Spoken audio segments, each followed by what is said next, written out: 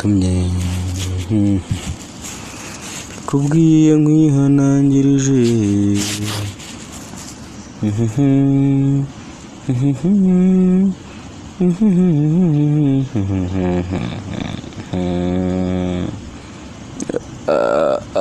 Mucyo ngo wabyanze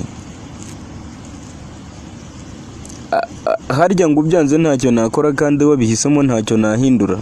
nyamara bambi yo bigupfanyuza wiyoroheje wigeza akamarayika ngo ukeneye inama izutagishije ukibipanga yewe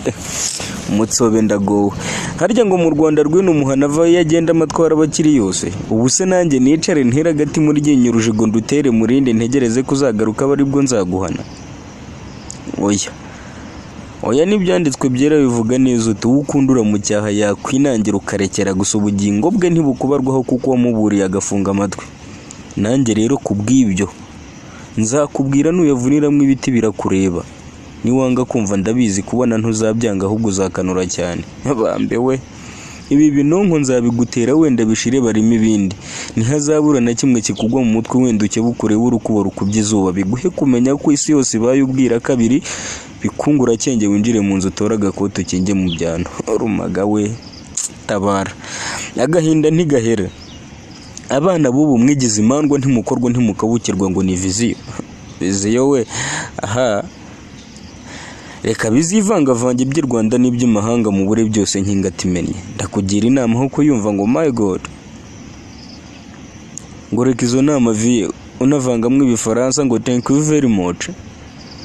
harya ibyo ni iki mushaka kumpuhura ngo munyice ntarahamagarwa n'iyampanze ntacyo umwanya ica mwareka n'ubundi ndabizi utazizi narabyazira narashatse mu minsi nkiriho nzababwira umurimo n'akamaro kawo umurimo n'isoko ya byose